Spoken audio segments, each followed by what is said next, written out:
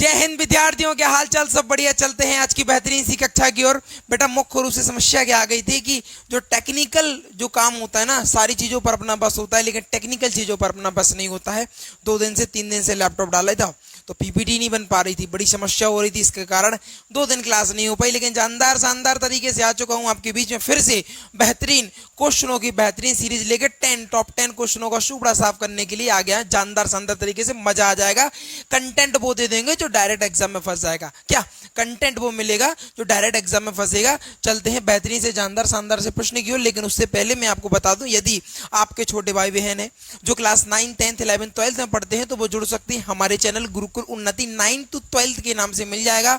वहां पे जाइए, वहां पे बढ़िया तरीके से सारे टीचर मिलेंगे। फिजिक्स का टीचर, केमिस्ट्री का टीचर, बायो का टीचर, इसके अलावा मैथ का टीचर, इंग्लिश का टीचर, सारे टीचर अवेलेबल है। धुआंधार अपनी फील्ड के महारथी हैं। क्या अपनी फील्ड के महारथी वाले टीचर वहां पर भी देखने को मिल जाएंगे। यदि आप वनडे एग्जाम की प्रिपरेशन करना चाह रहे हो और सोच रहे हो कि इस बार एग्जाम की खोपड़ी में छेद करके आना है तो सीधा जुड़ जाओ गुरुकुल उन्नति से, मजा आ जाएगा। कंटेंट की गारंटी देता है गुरुकुल उन्नति। अच्छा, चलते हैं पहले प्रश्न की ओर। शानदार सा प्रश्न आपके सामने आ चुका है और बेटा याद रखना, ये कहीं ना कहीं किसी ना किसी एग्जाम में आ रखा है। इस बात को भी आप लोग विशेष रूप से याद रखेंगे। चलते हैं पहले प्रश्न की ओर। पहला प्रश्न आखिर क्या कहता है, सारी चीजों के बीच में चर्चा करेंगे। वो कह रहा है कि परमाणु का सबसे छोटा कण क्या होता है। बड़ा सिंपल सा प्रश्न पूछा है। वो कह रहा है कि बताओ परमाणु का सबसे छोटा कण क्या होता है। इससे पहले अगर मैं आपसे प्रश्न पूछूं कि बताओ तत्व के सूक्ष्मतम कण को क्या कहा जाता है, यहां पर चर्चा कर लेते हैं। अगर मैं पूछूं कि बताओ, यहां पर मैं पूछूं अगर आपसे कि बताओ तत्व के सूक्ष्मतम कण को, किसको कहना सर? तत्व के। तत्व जो मोटा हो रहा थोड़ा सा, ठीक है, चलिए। तत्व के सूक्ष्मतम कण को, क्या तत्व के सूक्ष्मतम कण को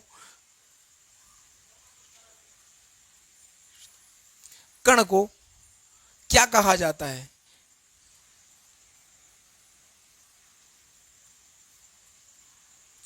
क्या कहा जाता है? जल्दी से बता दो। बताओ बेटा, तत्व के सूक्ष्मतम कण को क्या कहा जाता है? जल्दी से चीजों को साझा करो। बताओ तत्व के सूक्ष्मतम कण को क्या कहा जाता है? कहना सर तत्व के सूक्ष्मतम कण को परमाणु कहा जाता है। क्या कहा जाता बेटा? कहना सर परमाणु कहा जाता है। क्या कहा जाता है? कहना सर परमाणु कहा जाता है। इस बात पर विशेष रूप से आप फोकस रखेंगे। वो कह रहा है कि बताओ तत्व के सूक्ष्म, एग्जामिनर अगर प्रश्न पूछे कि बताओ कि तत्व के सूक्ष्म कण को क्या कहा जाता है, कहना सर परमाणु कहा जाता है। और यहीं पर अगर वो एक प्रश्न पूछे थे कि बताओ यौगिक के, क्या वो पूछे थे कि यौगिक के सूक्ष्मतम कण को क्या कहा जाता है? क्या सूक्ष्मतम कण को क्या कहा जाता है? कण को क्या कहा जाता है? क्या कहा जाता है? तो आंसर क्या होगा? कहना सर तत्व यौगिक के सूक्ष्म कण को क्या कहा जाता है? कहना अणु कहा जाता है। कई बार एग्जामों में पूछा गया है, याद रखेंगे। अगर वो कहते कि बताओ तत्व के सूक्ष्म कण को क्या कहते हैं, कहना सर परमाणु कहा जाता है तत्व के सूक्ष्म कण को। और यौगिक के सूक्ष्म कण को क्या कहा जाता है? कहना सर अणु कहा जाता है। ये सर आ कहां से रहा सर जी? अणु और परमाणु वगैरह चलते हैं। देखो अगर मैं बात करूं मुख्य रूप से एक परमाणु को ले लूं, क्या ले लूं? एक परमाणु को लूं। उस परमाणु में आपको बता दें अलग अलग वैज्ञानिकों ने अलग अलग थ्योरम दी। भाई किसी अलग वैज्ञानिक ने कुछ कहा, किसी ने कुछ कहा, अलग अलग वैज्ञानिकों ने अलग अलग थ्योरम दी। लेकिन अगर मुख्य रूप से बात करें परमाणु शब्द किसने दिया, अगर मैं आपसे प्रश्न पूछूं कि बताओ परमाणु शब्द किसने दिया, तो आप जल्दी बताओ। कहना सर डेमोक्रिस्ट ने। किसने? कहना सर डेमोक्रिस्ट के द्वारा परमाणु जो शब्द है, शब्द की बात कर रहा हूं बेटा, शब्द की बात कर रहा हूं, किसके द्वारा? कहना सर डेमोक्रिस्ट के द्वारा ये शब्द दिया गया है।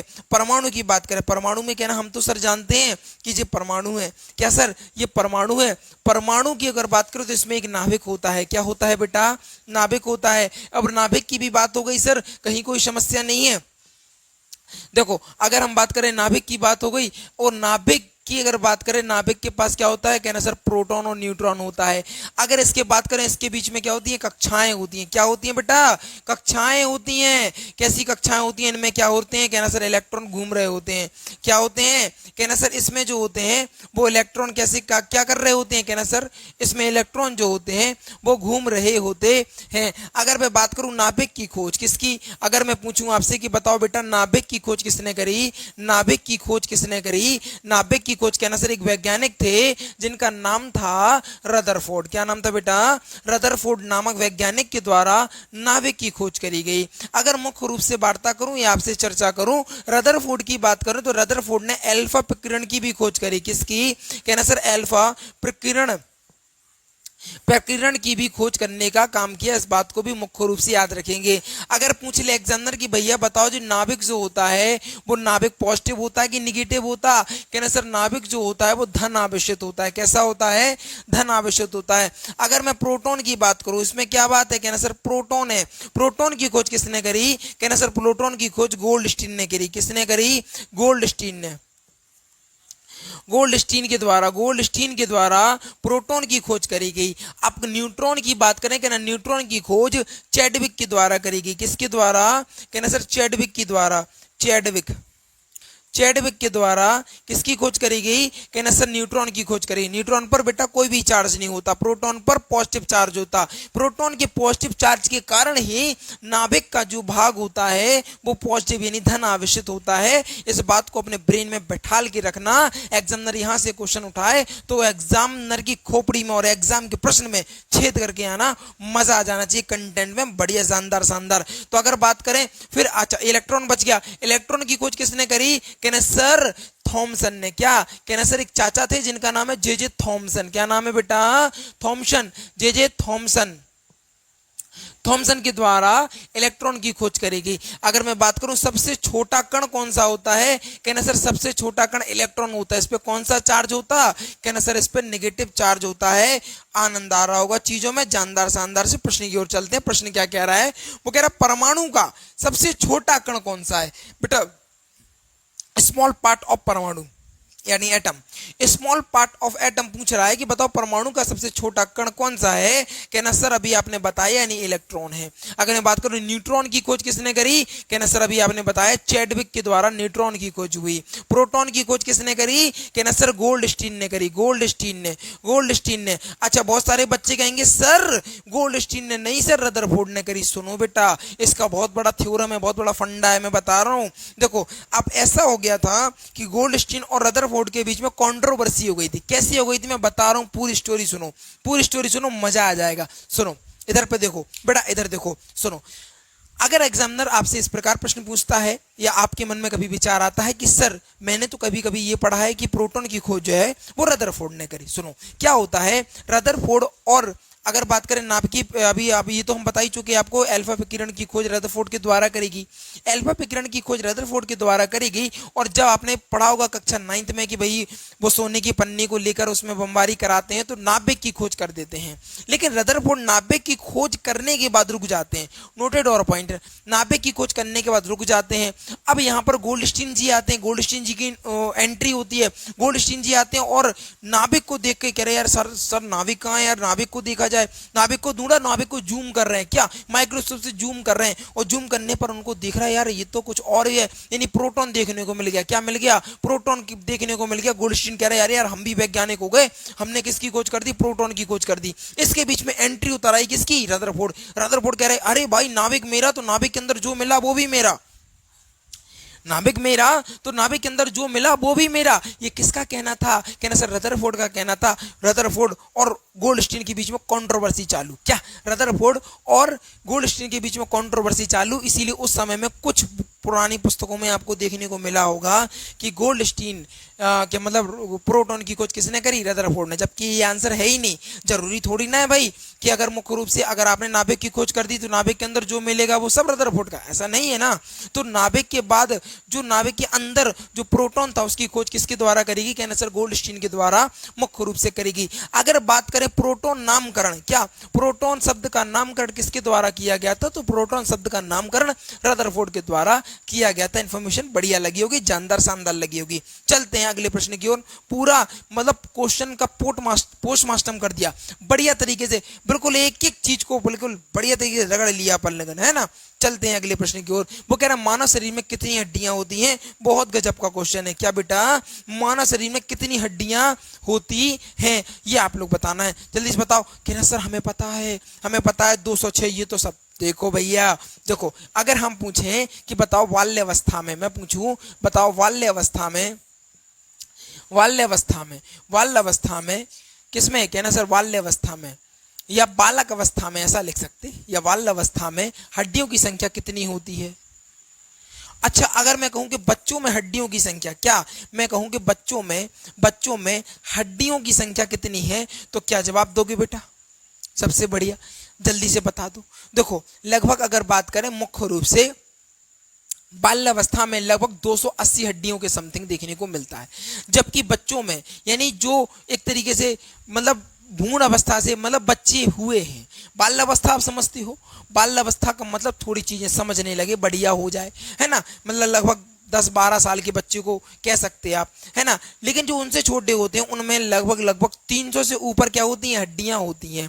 फिर कहना सर ये जाती कहाँ है और आखिरी में बचती, तो सर युवावस्था में जो है, युवावस्था। लिखता जा रहा हूं बेटा, लिखता जा रहा हूं, एग्जाम की खोपड़ी में छेद करके आना है, डायरेक्ट प्रश्न छपेगा।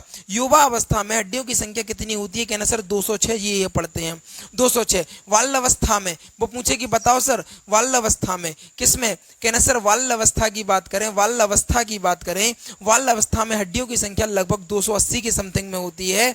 बच्चों में हड्डियों की संख्या 300 से अधिक होती है, जबकि युवावस्था में हड्डियों की संख्या कितनी होती है, 206 होती है। कितनी होती है, 206 हड्डी होती है। 2018 में ग्रुप डी में आया हुआ प्रश्न है, तो इस बात को याद रखना, इंपॉर्टेंट प्रश्न हो जाता है। कितना, 206 का करेक्ट आंसर। बात समझ में आ गया। मैंने इससे 3 क्वेश्चन और बता दिया, हड्डियां कैसी होती हैं, अक्षीय अनक्षीय कैसी, ये टॉपिक पूरा टॉपिक हड्डियों का बहुत गजब तरीके से समझा दूंगा बेटा। मार्केट में ना तहलका समझ जाएगा, क्या मार्केट में तहलका मच जाएगा, बहुत जानदार शानदार तरीके से चीजों को मैं समझाने का प्रयास करूंगा। ये जो चैप्टर है बायोलॉजी का चैप्टर है, उसको मैं बायोलॉजी वाले सेशन में कंप्लीट करूंगा बढ़िया तरीके से। आपके लिए ना बूस्टर क्लास के नाम से या वन शॉट के नाम से आपके पास, या 25 मिनट शो के नाम से एक क्लास आने वाली है, जिसमें आपको छोटे छोटे टॉपिकों को 10-15 मिनट 20 मिनट में आपको कवर करवाए जाएंगे। तो बेटा उससे जुड़ना नहीं भूलना है ना, वो इंपॉर्टेंट क्लास है। चलिए, वो कह रहा है प्रकाश वर्ष किसका मात्रक है, कौन नहीं जानता इस जग में, कहना सर सब जानते हैं, कौन नहीं जानत है जग में, कपि संकट भोचन नाम तिहारो।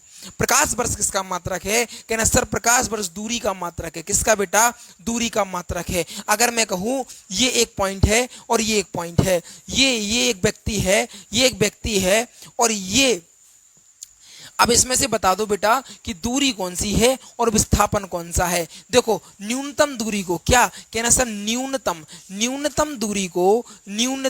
दूरी को ही क्या कहा जाता है, विस्थापन कहा जाता है। क्या कहा जाता है, कहना सर विस्थापन कहा जाता है। बेटा देखो यहां से कोई व्यक्ति चला, यहां से चल रहा है, ये व्यक्ति बेचारा जा रहा है, ये जा रहा है, ये जो रास्ता तय करके यहीं पर पहुंच रहा है, यानी ये जो हमारे चाचा है, क्या ये जो चाचा है, ये जो चाचा दिख रहे हैं ना आपको, ये जो चाचा है यहां से निकले, ये देख लो बढ़िया तरीके से हमने ड्राइंग बनाई थी। ये जो चाचा है ना यहां से निकले, और यहां से निकलने के बाद ऐसे ऐसे ऐसे घूम के यहां पर पहुंचे। तो बेटा ये जो लंबी दूरी तय करी, अधिकतम दूरी, इसको ही क्या बोलते हैं, इसको ही हम दूरी के नाम से जानते हैं। लेकिन न्यूनतम एक पॉइंट से एक पॉइंट तक, यानी ये थे एक चाचा, ये दूसरे चाचा थे, है ना, ये कह रहे अरे भैया इधर ही तो पहुंचना है, इधर से डायरेक्ट इधर चले जाओ। यानी जो डायरेक्ट यानी न्यूनतम दूरी को तय करना ही, या न्यूनतम दूरी को ही क्या कहते हैं बेटा, विस्थापन कहते हैं। क्या कहते हैं, विस्थापन कहते हैं। ये क्या है, कहना सर ये विस्थापन है, और ये क्या है, कहना सर ये क्या है, दूरी है। बात समझ में आ रही, बढ़िया तरीके से समझ में आ गई होगी बेटा। एनटीपीसी 2019 का प्रश्न है, याद करके रखना है, बढ़िया शानदार जानदार क्वेश्चन है। अगले प्रश्न की ओर चलें। वो कह रहा है नींबू में कौन सा अम्ल पाया जाता है, कहना सर नींबू में साइट्रिक अम्ल पाया जाता है। कौन सा अम्ल, साइट्रिक अम्ल। हाइड्रोक्लोरिक अम्ल क्या होता बेटा, हाइड्रोक्लोरिक अम्ल HCl होता है, इसको हाइड्रोक्लोरिक अम्ल कहते हैं। ये कहां पर पाया जाता, कहना सर ये जो होता है मुख्य रूप से, क्या कहना, ये जो होता है मुख्य रूप से हमारे अमाशय में पाया जाता है। कहां पर, ये अमाशय में पाया जाता है। अमाशय के बेटा 3 भाग होते हैं। इस वाले भाग में HCl हाइड्रोक्लोरिक एसिड होता है, इस वाले भाग में रूजी होते हैं। क्या बोलते हैं इनको, रूजी के नाम से भी जानते हैं। यहां पर जो भोजन होता है बेटा 4 घंटे रहता है। कितने, कहना सर 4 घंटे रहता है। यहां पर जो भोजन यानी ग्रास नली से जो भोजन आता है, तो ये किस रूप में आता है, कायम के रूप में। किस में, कायम के रूप में ये भोजन आता है। और और आमाशय में बढ़िया तरीके से होता रहता है। इसके बाद जो होता है ये भोजन आमाशय के बाद कहाँ जाता है, कहना सर छोटी आंत में। कहाँ पर, छोटी आंत में। छोटी आंत के बाद भोजन कहाँ जाता है, कहना बड़ी आंत में। कहाँ पर जाता है, बड़ी आंत में भोजन जाता है। अच्छा सुनो एक बात को बढ़िया तरीके से सुनो, अगर वो कभी पूछ ले कि बताओ हमारे भोजन का क्रम क्या है, जब हम भोजन ग्रहण करते हैं तो क्रम क्या है, तो देख लो भोजन का क्रम देख लो बेटा एक बार, मजा आ जाएगा। देखो अगर बात करें सबसे पहले मुख गुहा, सबसे पहले क्या होगा, कहना सर मुख गुहा। मुख गुहा के बाद क्या है, कहना सर मुख गुहा के बाद क्या कह सकते हैं, ग्रास नली। क्या कह सकते हैं, मुख गुहा के बाद ग्रास नली। मुख गुहा के बाद ग्रास नली। ग्रास नली के बाद क्या हो जाएगा, ग्रास नली के बाद आमाशय। क्या हो जाएगा, आमाशय। आमाशय इसके बाद आमाशय, अग्नाशय नहीं आमाशय। आमाशय के बाद भोजन कहाँ जाएगा, कहना सर छोटी आंत में। कहाँ पर, छोटी आंत में। छोटी आंत के बाद भोजन कहाँ जाएगा, बड़ी आंत में। कहाँ पर जाएगा, बड़ी आंत में। अगर एग्जामिनर पूछे कि बताओ भोजन का पाचन कहाँ से प्रारंभ होता है, कहना सर भोजन का जो पाचन होता है, क्या पर, भोजन का जो पाचन होता है, भोजन का पाचन कहाँ से होता है, कहना सर भोजन का जो पाचन होता है वो प्रारंभ की कहे तो कहना सर मुख से होता है। भोजन का पाचन प्रारंभ कहाँ से होता है, मुख से होता है। और पूर्णतः पाचन, अगर एग्जामिनर पूछे कि बताओ पूर्णतः पाचन क्या पूछे, पूर्णतः पाचन कहाँ से, मतलब पूर्णतः पाचन कहाँ होता है, कहना सर छोटी आंत में होता है। कहाँ होता है, छोटी आंत में होता है। छोटी आंत में होता है। अगर वो कह रहा भोजन का पाचन प्रारंभ कहाँ से होता, प्रारंभ कहना सर मुख से होता है। पूर्णतः पच कहाँ जाता, कहना छोटी आंत में पच जाता है। अब पूछेगा कि बताओ जल का अवशोषण कहाँ होता, अगर एग्जामिनर पूछे कि बताओ जल का अवशोषण कहाँ होता, अवशोषण कहाँ होता, कहना सर जल का अवशोषण कहाँ होता, कहना सर बड़ी आंत में। कहाँ पर बेटा, बड़ी आंत में। एग्जाम में छपने वाले प्रश्न। अगर वो पूछे कि बताओ भोजन का अवशोषण कहाँ होता, अगर वो पूछे कि बताओ भोजन का अवशोषण कहाँ होता, कहना सर छोटी आंत में। कहाँ पर बेटा, छोटी आंत में। याद रखना, बहुत जानदार शानदार इंफॉर्मेशन आपके साथ मैंने साझा करी। अगले प्रश्न की ओर चले, ये आपको आ गया होगा हाइड्रोक्लोरिक। इसका आंसर क्या है, नींबू में कौन सा अम्ल पाया जाता, कहना सर साइट्रिक अम्ल पाया जाता है। Option number B is the correct answer. चलते हैं अगला, डीएनए का नाम। डीएनए क्या होता है, कहना सर यही तो डीएनए है। यानी डीएनए की बात करें तो डीएनए का फुल फॉर्म होता है डीऑक्सीराइबोस न्यूक्लिक एसिड। डीएनए की बात करें तो डीऑक्सीराइबोस न्यूक्लिक एसिड। डीएनए की खोज किसने करी, कहना सर वाटसन एंड क्रिक ने। किसने बेटा, इधर देखो, इधर उधर नहीं देखना, अपने जीवन को सुधारना तो इधर देखना। क्या डीएनए की खोज किसने करी, कहना सर वाटसन एंड क्रिक ने करी। किसने, वाटसन एंड क्रिक के द्वारा डीएनए की खोज करेगी। डीएनए दिखता कैसे है, डीएनए डबल स्टैंडर्ड मॉडल होता है। कैसा, ऐसा दिखता है डीएनए। पहला स्टैंडर्ड, दूसरा स्टैंडर्ड, इसको बोलते हैं डबल स्टैंडर्ड मॉडल। क्या बोलते हैं बेटा, डबल स्टैंडर्ड मॉडल के नाम से भी जानते हैं। ये जो लाइनें बना रहा है, कहना सर क्या बना रहे हैं आप, बेटा ये जीन है। क्या है, ये जीन है। यानी डीएनए के अंदर क्या पाया जाता है, जीन पाया जाता है। अगर मुख्य रूप से बात करें डीएनए का फुल फॉर्म क्या ना, ये तो हमें पता है डीऑक्सीराइबोस न्यूक्लिक एसिड। इसके अलावा इंफॉर्मेशन और सुनो, अगर बात करें कोशिका की बात करें, किसकी, कोशिका के अंदर भी क्या पाया जाता है, डीएनए का क्या नाम होता है, कहना सर डीऑक्सीराइबोस न्यूक्लिक एसिड के नाम से भी जानते हैं। इस बात को याद रखना। डीएनए की खोज किसके द्वारा करी गई, कहना सर वाटसन एंड क्रिक के द्वारा डीएनए की खोज करी गई। आशा करते हैं इन्फॉर्मेशन बढ़िया लगी होगी, अच्छी लगी होगी। अगर बात करें जल का पीएच मान कितना होता है, पीएच मान समझो पहले बेटा। पीएच मान की बात करें, किसकी बात कर रहा हूं, पीएच मान की। पीएच मान समझो, यहाँ पे पीएच मान की बात करें तो देखो बेटा एक स्केल देखने को मिलेगा पीएच मान का। यहाँ से और यहाँ तक देखो बेटा, यहाँ से जो अंक होगा पीएच स्केल 0 से लेके कितने तक होता है, 14 तक होता है। यहाँ से देखो स्टार्टिंग पॉइंट 0 होगा और यहाँ पर 14 होगा। बीच में क्या होगा, 7 होगा। इसको उदासीन बोलते हैं। क्या बोलते, उदासीन बोलते हैं। क्या बोलते, उदासीन। यहाँ से 8, यहाँ 9, यहाँ 10, यहाँ 11, यहाँ 12 और यहाँ 13। यहाँ देखो 6, यहाँ 5, यहाँ 4, यहाँ 3, यहाँ 2, यहाँ 1। बेटा ये जो होता है ये अम्लीय वाला है। क्या है बेटा, अम्लीय है। और यहाँ पर क्या लिखेंगे हम, क्षारीय। क्या लिखेंगे हम, क्षारीय। अब मैं कहूँ, अगर कि कहूँ कि बताओ, अभी नींबू वाला प्रश्न आया था, नींबू में कौन सा एसिड पाया जाता है, कहना सर साइट्रिक एसिड, अभी बताया मैंने। अब उसका पीएच मान कितना होता है, तो उसका पीएच मान होता है 2.2। कितना होता है नींबू का पीएच मान 2.2 होता है। 2.2 यानी इसके बीच में होगा 2 और 3 के बीच में ही तो होगा 2.3 2.2 क्या होगा 2.2 किसके बीच में होगा 2 और 3 के बीच में ही तो होगा 2.2। तो ये क्या है अम्लीय है। कैसा है बेटा अम्लीय है। कैसा है अम्लीय है, इस बात को भी याद रखेंगे। यानी 0 से लेके 6.9 तक क्या 6.9 तक क्या हो जाएगा वो अम्लीय हो जाएगा। और इसके बाद 7 में क्या हो जाएगा उदासीन हो जाएगा। क्या हो जाएगा उदासीन हो जाएगा। उदासीन कौन सा होता है जल होता है। जल में भी कौन सा डिस्टिल वाटर। डिस्टिल वाटर कौन सा कहना सर जो बैटरियों में डलता ना वो वाला वाटर। तो याद रखना जल का पीएच मान कितना होता है कहना सर जल का पीएच मान कितना होता है 7 होता है। आपके साथ मैंने चीजों को साझा किया, आशा करते हैं चीजें बढ़िया लगी होंगी। अगले प्रश्न की ओर चलते हैं। हृदय किस प्रकार की मांसपेशियों का बना होता है कहना सर हम जानते हैं कार्डियक मांसपेशियों का बना होता है। किसका कार्डियक मांसपेशियों का बना होता है। याद रखिएगा बड़ा इंपॉर्टेंट प्रश्न है, ग्रुप डी में आया हुआ प्रश्न है, 2018 में आ रखा है। अगले प्रश्न की ओर चलते हैं। मनुष्य के शरीर में खून का रंग लाल क्यों होता है। ये देखो भैया हमने टिक भी कर दिया बढ़िया तरीके से, हीमोग्लोबिन के कारण। देखो आपने देखा होगा अगर एग्जामिनर पूछे कि बताओ भाई कौन सा है जिसमें लोहे यानी आयरन की मात्रा अधिक होती है, इनमें से क्वेश्चन क्या आएगा इनमें से किसमें आयरन यानी लोहे की मात्रा किसकी लोहे की मात्रा अधिक पाई जाती है। लोहे की मात्रा अधिक पाई जाती है। तो कहना सर अब बता दें हम।